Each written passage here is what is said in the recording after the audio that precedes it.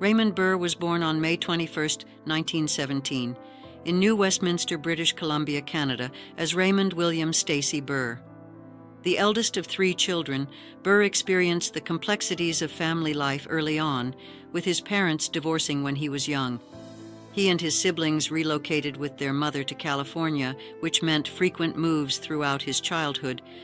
These early experiences of change and upheaval would later influence his acting, allowing him to portray characters who exhibited both inner turmoil and resilience. Burr attended various schools, including the San Rafael Military Academy, and later pursued higher education at Stanford University and UC Berkeley. It was at the Pasadena Playhouse, however, that Burr truly began to hone his acting skills. His work there laid the foundation for a career that would see him become a household name, particularly for his portrayal of authoritative figures on screen. Rise to fame, film noir, and early roles. Burr's film career took off in the late 1940s and 1950s, where he was frequently cast as the villain in crime dramas and film noir films. With his imposing frame, deep voice, and steely gaze, he became known for playing characters who exuded menace. One of his most memorable early roles was as Lars Thorwald in Alfred Hitchcock's 1954 thriller Rear Window. Burr's portrayal of the suspected murderer opposite James Stewart and Grace Kelly was chilling, and his performance added a level of tension to the film that remains unforgettable. Over the years, his screen presence earned him respect as a talented actor capable of portraying complex and multidimensional characters. While he often played antagonists, Burr's versatility became more evident as he transitioned to more varied roles, ranging from authoritative figures to compassionate individuals. Perry Mason, the role that defined Raymond Burr. Raymond Burr's true stardom came with the role of Perry Mason, the brilliant defense attorney in the hit television series Perry Mason, which aired from 1957 to 1966. The show became a cultural phenomenon and solidified Burr's place in television history. In the role, he was required to balance intellect and compassion while delivering long courtroom speeches with clarity and emotional depth. His portrayal of Mason was both commanding and empathetic, making him a beacon of justice in a time when American television was exploring moral themes. Burr's performance earned him 2 Emmy Awards for Outstanding Lead Actor in a drama series in 1959 and 1961. Even after the original show ended, Burr reprised his role in 26 TV movies between 1985 and 1993, continuing to embody the iconic character for a new generation of fans. Ironside, breaking new ground in television. After Perry Mason, Burr found success once again with the groundbreaking series Ironside, which aired from 1967 to 1975.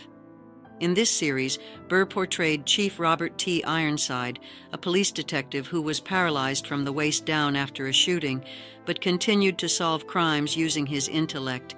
Burr's role in Ironside was one of the first major portrayals of a character with a disability on television, making it a pivotal moment in media representation.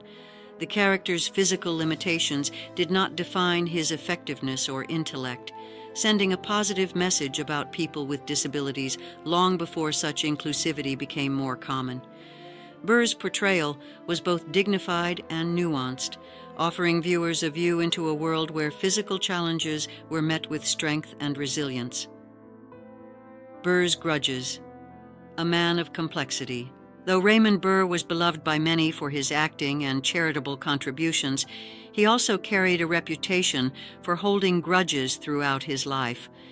His bitterness was evident in his relationships with colleagues and in his professional decisions. One of the most famous instances of this was his ongoing tension with his Perry Mason co-star, Barbara Hale, who played Della Street, Mason's loyal secretary. Despite their on-screen chemistry, Burr reportedly resented Hale's rising popularity, and their relationship was strained throughout the show's run.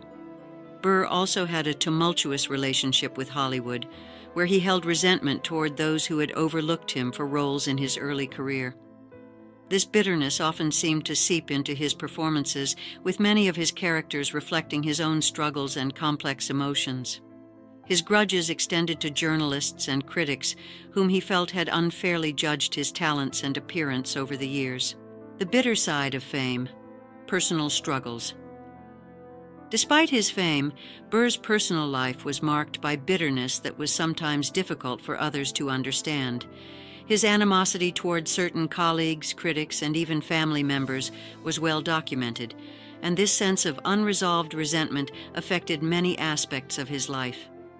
Even in his final years, as he faced a terminal illness, Burr's grudge-holding nature did not fade. Those close to him during his last days described him as sharp, unrelenting, and unable to let go of past hurts. This emotional distance and reluctance to forgive became defining characteristics of Burr's personality, contributing to his complex legacy.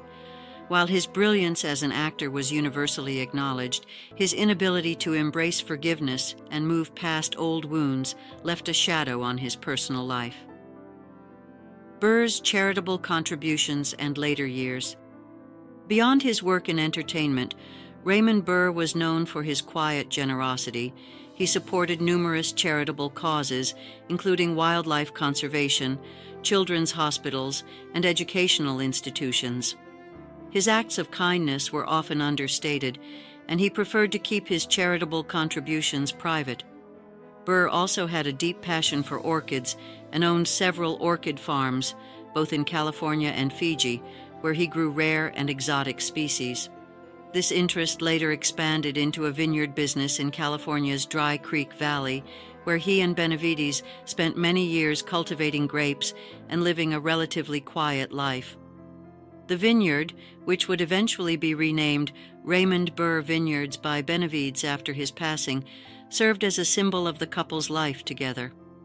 Despite Burr's wishes regarding its future, Benavides continued to honor his memory through the vineyard, which became a lasting legacy of their shared journey. The end of an era, Burr's final years. Raymond Burr continued to work until his health began to decline in the early 1990s due to kidney cancer.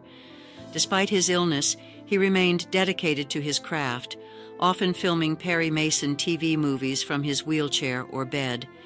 His dedication to his fans and to the role that made him a household name was unwavering, and his final films were a testament to his professionalism and commitment. Burr passed away on September 12, 1993, at the age of 76, with Robert Benavides by his side. His death marked the end of an era in television drama, as his iconic roles in Perry Mason and Ironside had left a lasting impact on the industry. Tributes poured in from fellow actors, producers, and fans, all of whom recognized his brilliance as an actor and his quiet humanitarian spirit. Even after his passing, his legacy continued to influence generations of actors and remains an important part of television history. Legacy: Raymond Burr's impact on television and beyond. Raymond Burr's legacy lives on in several ways, from his unforgettable characters in Perry Mason and Ironside to the causes he supported during his life. His portrayal of Perry Mason, a defense attorney known for his sharp intellect and compassion, continues to be celebrated through reruns of the show, which remain popular with audiences around the world. Additionally, his role in Ironside opened doors for greater representation of people with disabilities in media, a groundbreaking achievement at the time. Burr's impact extended beyond the screen, as he was remembered for his kindness, humor, and dedication to his craft. Today, his influence is still felt by actors and fans alike, and his contributions to both entertainment and society are recognized as part of his enduring legacy.